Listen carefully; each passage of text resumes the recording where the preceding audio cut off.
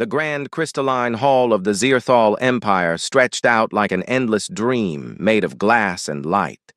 The ceiling rose so high that clouds seemed to form inside the building itself, and the walls glowed with a soft blue energy that pulsed like the heartbeat of some giant, sleeping creature. Commander James Mitchell stood in the center of this magnificent space, wearing his dress uniform with the Earth Coalition insignia on his chest. He was a tall human man with dark hair and kind eyes, but compared to the towering alien figures around him, he looked like a child lost in a forest of giants. The Zierthal were beautiful, in a way that made humans uncomfortable to look at for too long. Their skin shimmered with colors that seemed to shift between purple and silver, depending on how the light caught them. Their bodies were elegant and graceful, each with long limbs that moved with mechanical precision. Their faces were sharp and angular, with large eyes that glowed faintly, like someone had placed two small moons in their skulls. For thousands of years they had ruled their galaxy with absolute logic and perfect order. They saw emotion as a weakness and had trained themselves to feel nothing at all. They were superior. They believed, and they showed this by keeping their faces blank and their voices flat. Jim had been sent here as an ambassador for the United Human Coalition. It was his job to represent humanity and to help negotiate trade agreements and peace treaties.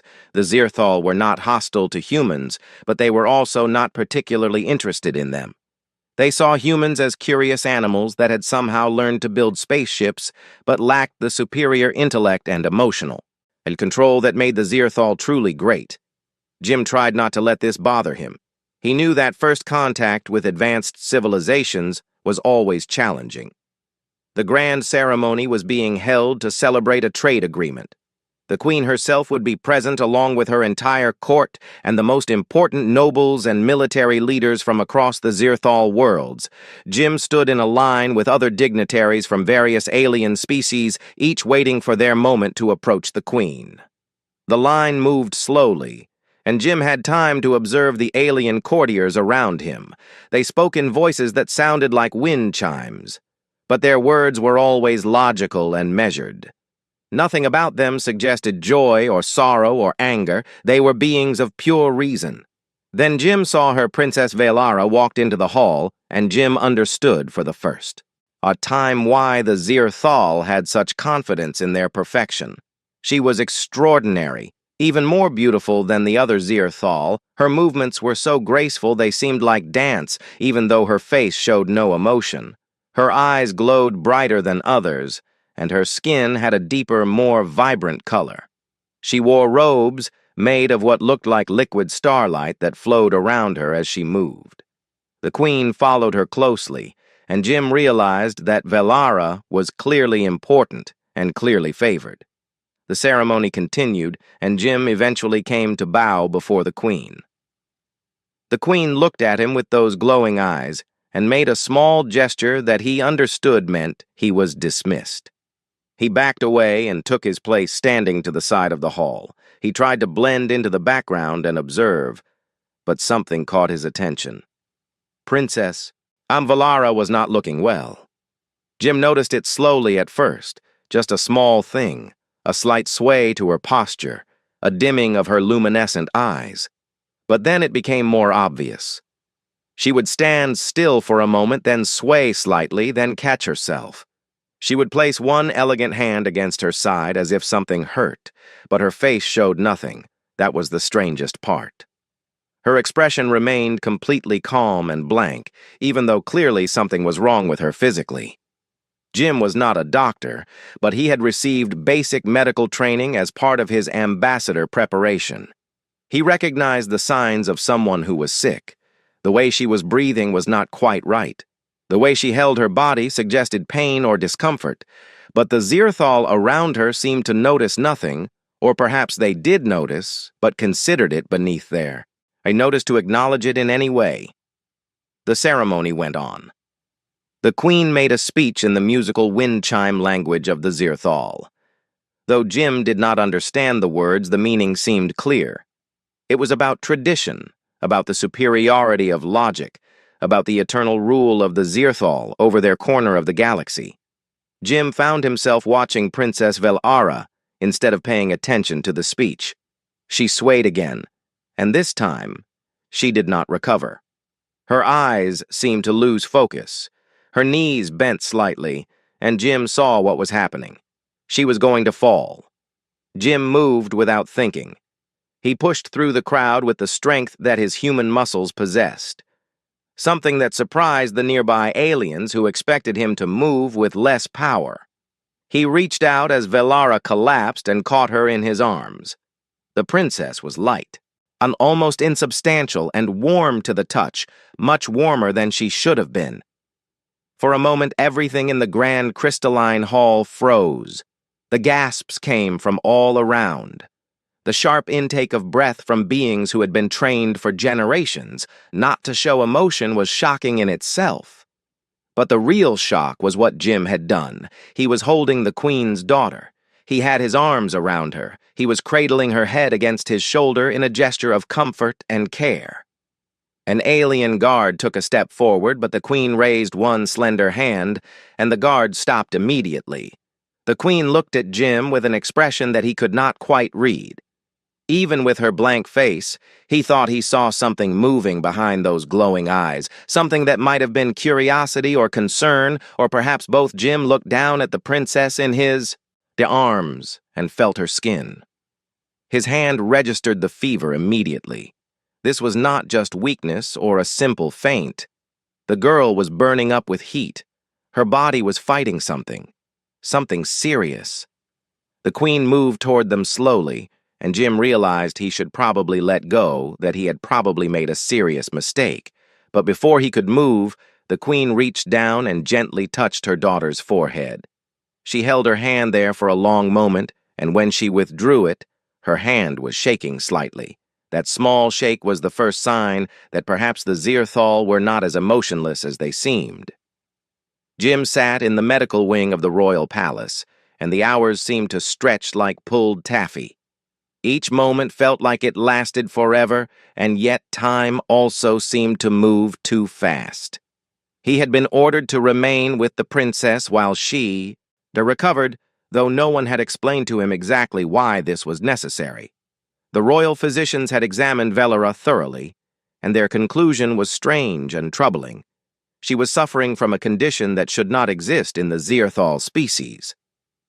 The head physician, a tall alien named Krell, with eyes that glowed more brightly than others, explained the situation to Jim and the Queen in careful, measured tones.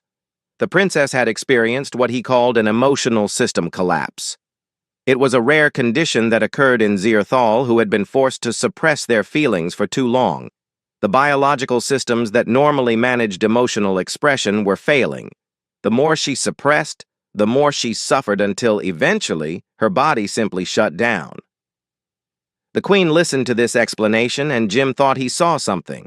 A flicker in her eyes, that same something he had seen when she touched her daughter's fevered head.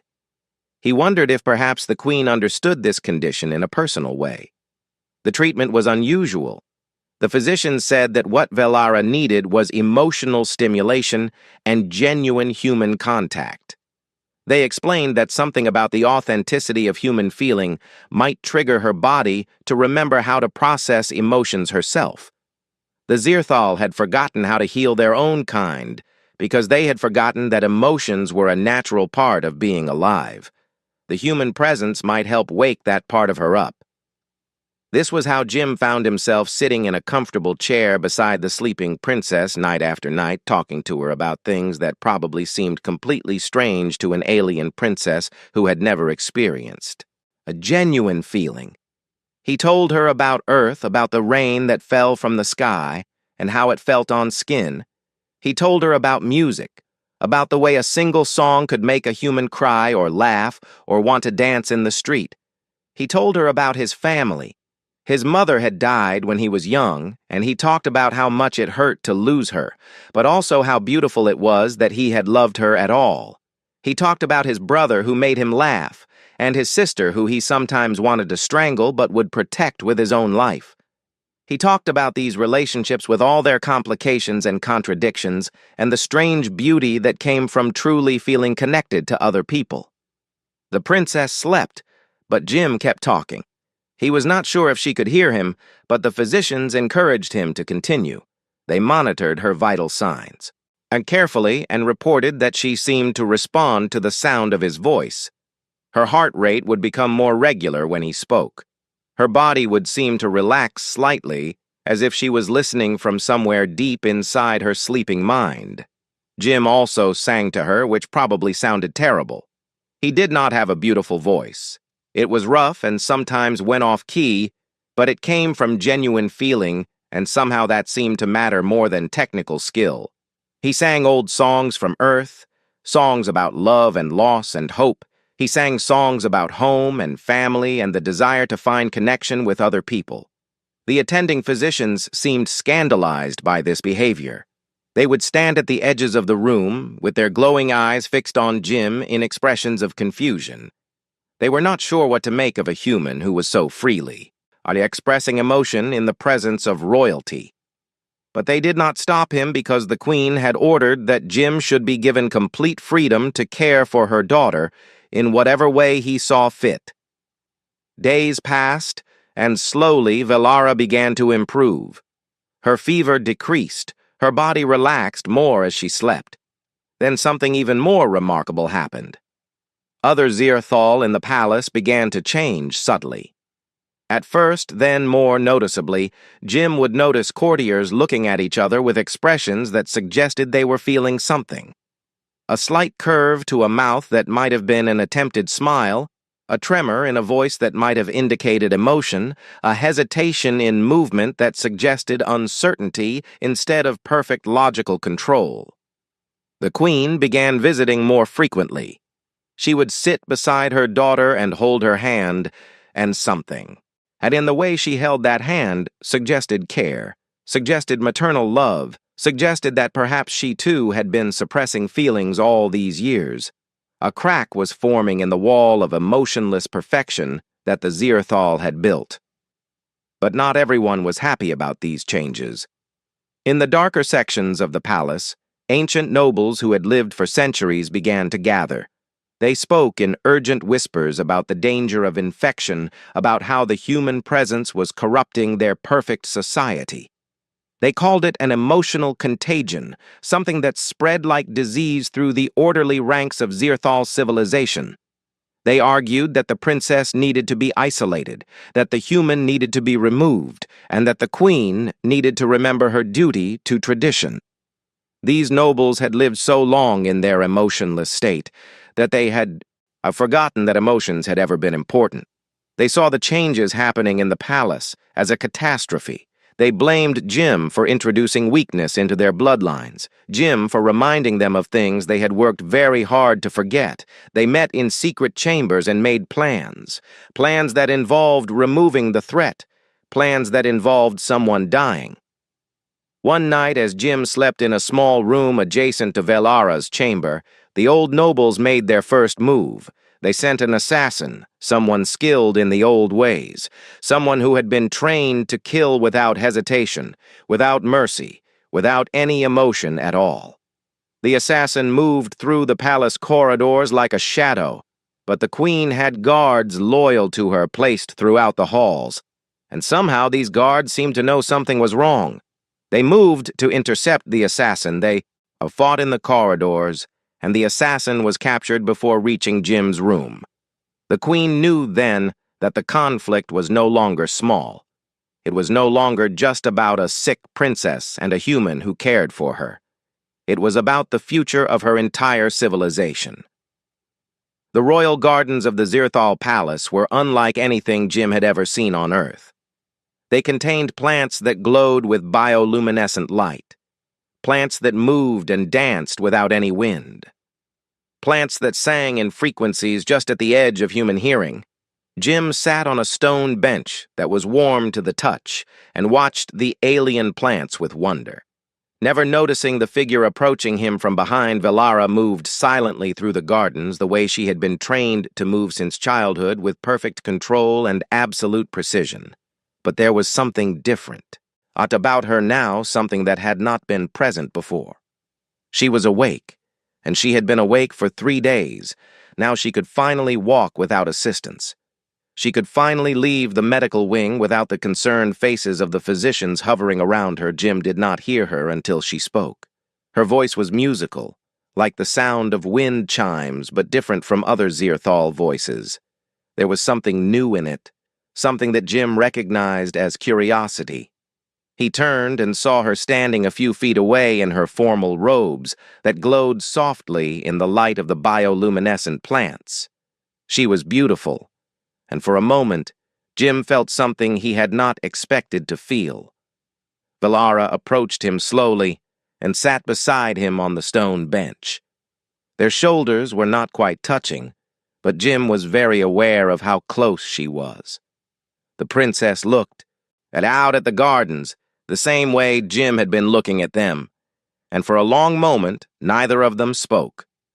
Then Velara turned to face him, and Jim saw tears in her eyes.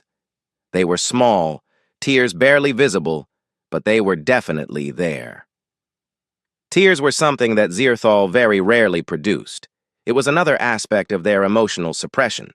But Velara was crying, and she did not seem to be trying to hide it. "Why did you do it?" she asked, her voice barely above a whisper in the quiet garden. "Why did you catch me when I fell? You could have simply let me fall. You could have stepped away. Why would you risk yourself for someone you do not know?" Jim thought about this question carefully.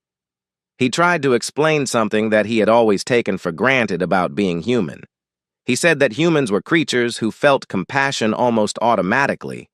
When someone was hurting, when someone needed help, the natural instinct was to reach out to help them, not because of logic or calculation, but because of something deeper, something that came from the heart. Velara listened, and her eyes grew brighter as she listened, as if she was processing something important for the first time in her long life. She reached out slowly, giving Jim time to pull away if he wanted to. She took his hand and held it gently. Her skin was cool now, no longer fevered, but still warm to the touch. "I have never felt anything before," she said softly. "For my entire life I was taught that feeling was weakness, that emotion was illogical, that the highest form of existence was to think without feeling, to act without caring. But when you held me, when you talked to me while I slept, I felt something. I felt safe. I felt cared for. I felt something I do not have a word for in my language, but in human language I think the word is gratitude." Jim squeezed her hand gently, and Velara looked at him with wonder in her eyes. She was experiencing something new, something that the Zierthal had trained out of their species over thousands of years. She was feeling connection, but their peaceful moment in the gardens did not last. That night, guards came to Jim's quarters and took him to meet with the Queen in a private chamber. The Queen looked more troubled than he had ever seen her, and Jim realized that even beings of pure logic could feel fear when they cared deeply about something. The conspiracy had been exposed. A group of ancient nobles had been meeting in secret. They saw Jim and the changes he was bringing as a threat to their civilization. They did not want their carefully ordered, odd world disrupted by emotion and irrationality. There had already been an assassination attempt, and there would be more. The Queen warned him that his life was now in danger. Jim felt the weight of this knowledge settle on his shoulders. He had come to the Zierthal expecting a simple diplomatic mission. Instead, he had become the center of a revolution that he had never intended to start. The ancient nobles were gathering allies. They were preparing to move against the Queen. They were preparing to remove the threat that was Jim Mitchell, and in doing so, they would remove Velara as well. That night, as Jim tried to sleep, he felt a strange sensation. It was like something pulling at his mind. He remembered that the Zierthal had a technology, a neural network that connected their minds in subtle ways. He realized with some alarm that Velara was trying to reach him through this network. He had never imagined that a human could access such a network, but apparently Velara had modified it somehow to make it possible. In the darkness of his mind, he heard her voice clear and pure and full of emotion. "They are coming for you." Jim, she was urgent and frightened. "Something inside the palace is wrong. Danger is moving toward you. I can feel it through the network. I can feel the intention to harm."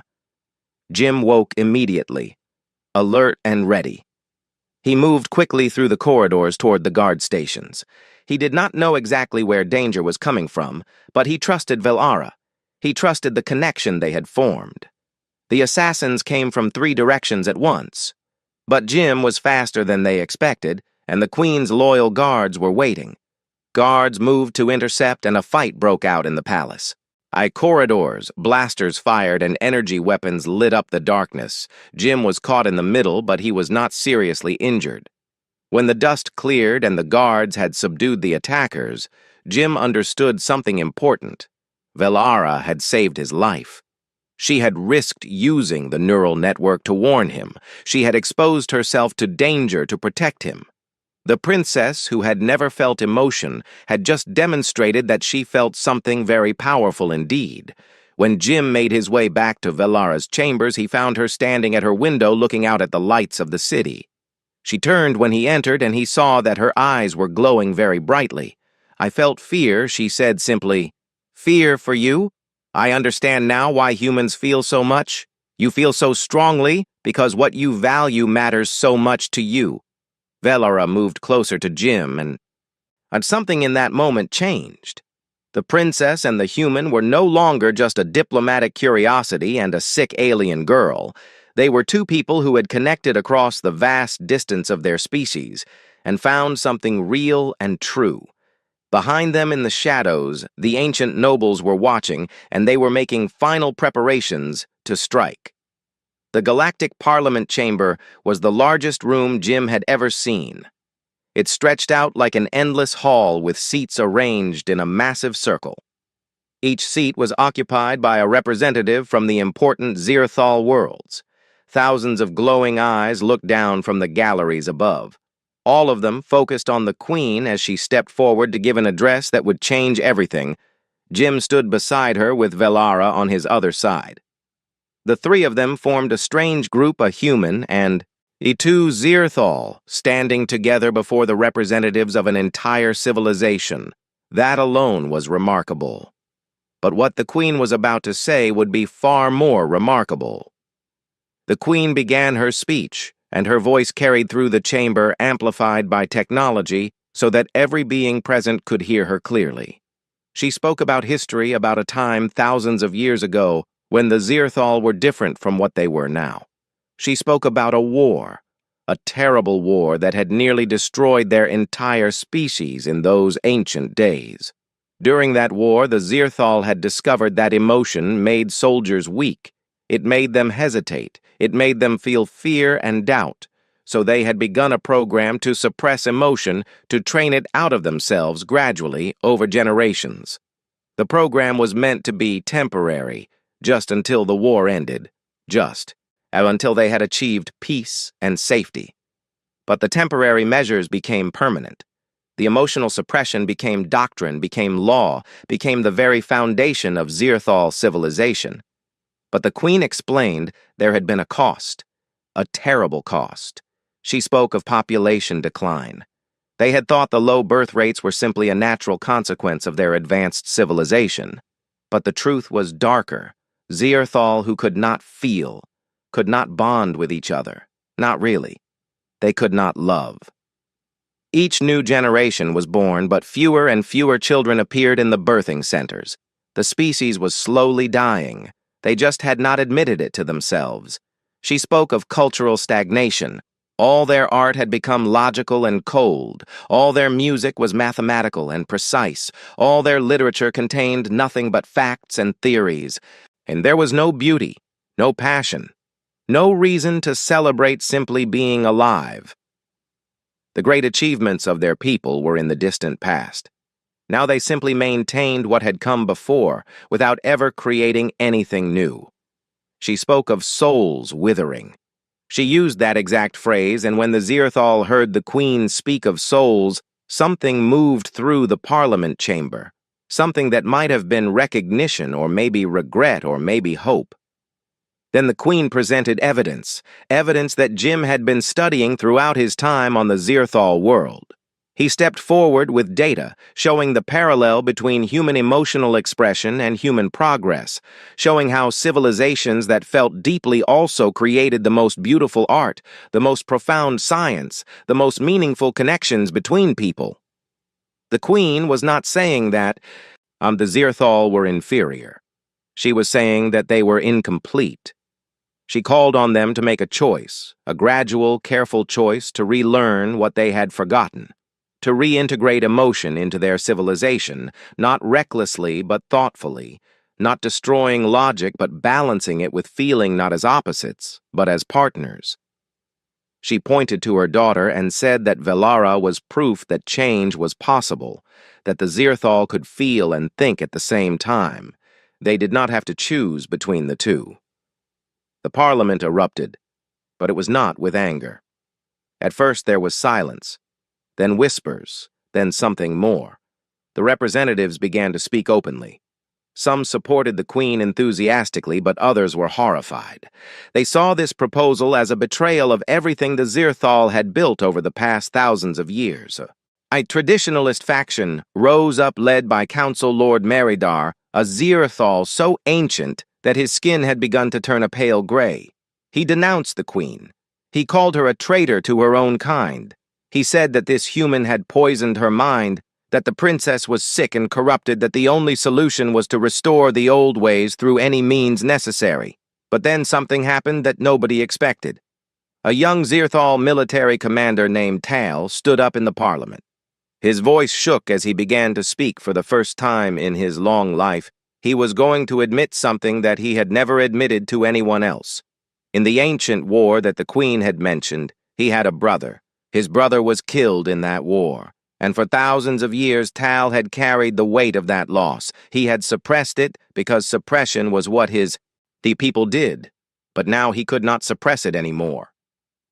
The commander began to cry, and the Parliament fell silent, because a Zirthal crying was like seeing gravity reverse, like watching the sun move across the sky backward. It was a sign that the fundamental order of their universe was changing. Tal spoke of his grief. He spoke of all the feelings he had locked away for generations. He spoke of how tired he was, of not feeling anything. He spoke of looking at younger Zirthal and wondering if they would ever know joy or love or the simple pleasure of connection. And when he finished speaking, he was not alone. Other Zirthal stood up. Some were crying. Some were shaking visibly. Some were simply looking at each other with confusion and wonder, as if they were experiencing emotion for the first time in their very long lives. The emotional dam had broken. But in that same moment, in the depths of the palace, far from the Parliament chamber, the ancient nobles made their move. They arrested the Queen. They arrested guards loyal to her. They moved through the palace with military precision, using forces they had secretly been gathering. Forces that even the Queen did not know about. They were launching a coup. They were going to overthrow the Queen and restore the old ways through force. They were going to arrest Jim and execute him. They were going to prove that emotion was weakness by destroying everyone who embraced it. Jim felt the shift through Velara. She was connected to the palace systems through the neural network, and she alerted him immediately. They had to run. They had to find a way to escape the palace before the ancient nobles could capture them. The Queen had been right about one. A thing Jim realized as he and Velara ran through the corridors. The human heart might be small compared to the vast machinery of a galactic civilization, but it was powerful. It contained strength that logic alone could never achieve. And now that strength was being tested, the broadcasting center was located at the highest point of the capital city. Jim and Velara ran through the streets with the sounds of conflict echoing behind them. The coup had begun, and already fighting had broken out in the palace corridors. Loyal forces and rebel forces clashed in desperate battles, but the outcome was still uncertain. Velara knew every route through the city, every hidden passage, every alternative path because she had spent her entire life in this place. Jim followed her, trusting that she knew what she was doing. His lungs burned from running, and his human body felt the strain, but he kept moving. He kept running toward hope. They reached the broadcasting center, and Velara used her royal credentials to override the security systems. The old guards at the entrance recognized her and stepped aside. They had seen the changes happening in the city.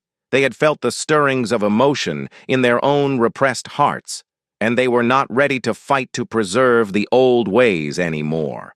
Inside the center, Jim helped Velara to a communication chair, an interface that would allow her voice to reach every screen, every communication device, every home, on every Zierthal world.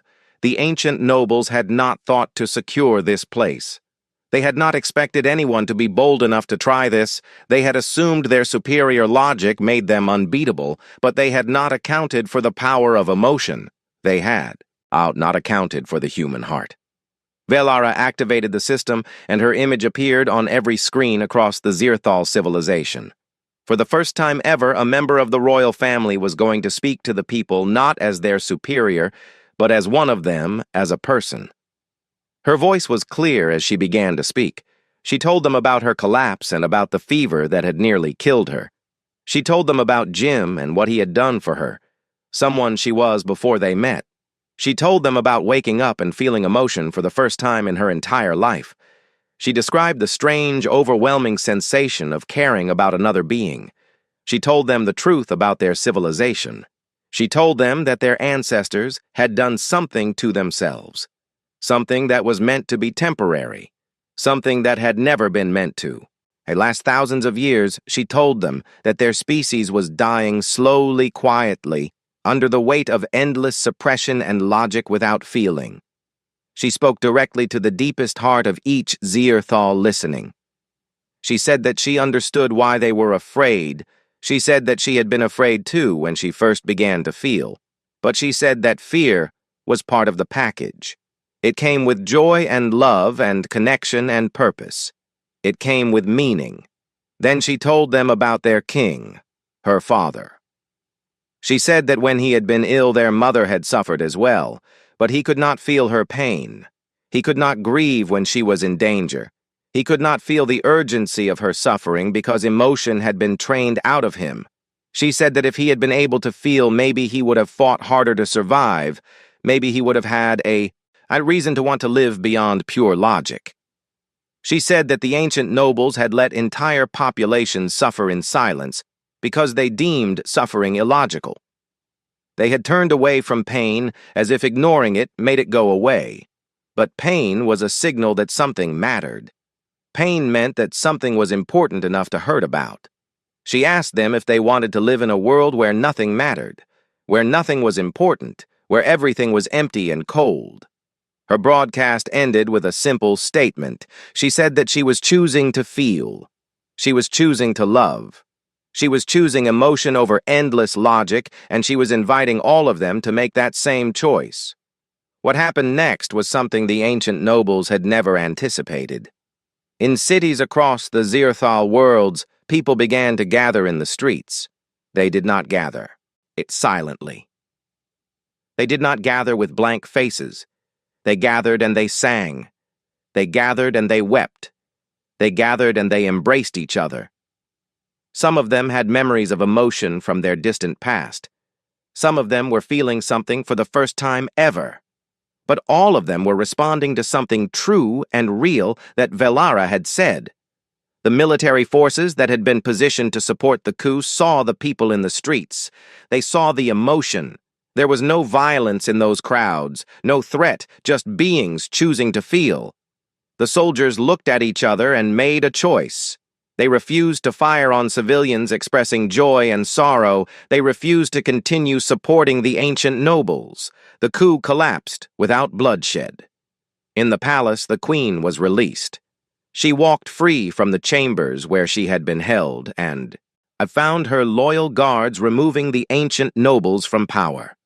The traditionalists tried to resist, but without military support and without the people backing them, they were helpless. They were arrested and confined to face trial for their crimes. The Queen made her way to the broadcasting center, and when she arrived, she found Jim and Velara standing together looking out at the city. Lights were beginning to appear in homes across the civilization, places where Zirthal were sharing moments together. Families were connecting in ways they had not connected in thousands of years. Music was playing in the streets, something that had almost been forgotten. Art was being created without calculation or logic, but purely from the heart. Months passed, and the transformation continued. Slowly at first, then faster, the Zirthal began to reclaim what they had. They established exchange programs with human civilizations. Jim stayed on the Zirthal world and became an unofficial ambassador of emotion, teaching the Zirthal about art and music and literature and the meaning of connection. One evening, Jim and Velara stood on a balcony overlooking the city. The stars were beginning to appear in the darkening sky, and Jim saw Velara lean against him. In the early days of their friendship, this would have been unthinkable. Now it was natural and beautiful. She rested her head on his shoulder, and they stood together watching the world they had helped to change. "Your kind saved ours," Velara said softly after a long silence. Jim smiled and shook his head. "No," he said. "Your willingness to feel saved yourselves. I just reminded you what you were capable of. I just caught a princess when she fell and refused to let go." Below them, the city glowed with new light. New art galleries were opening. New music theaters were being built. The libraries were filling with stories and poetry and songs. The Zirthal were learning to be alive in ways they had forgotten to be. Emotion and logic were learning to work together, neither destroying the other but making each other stronger.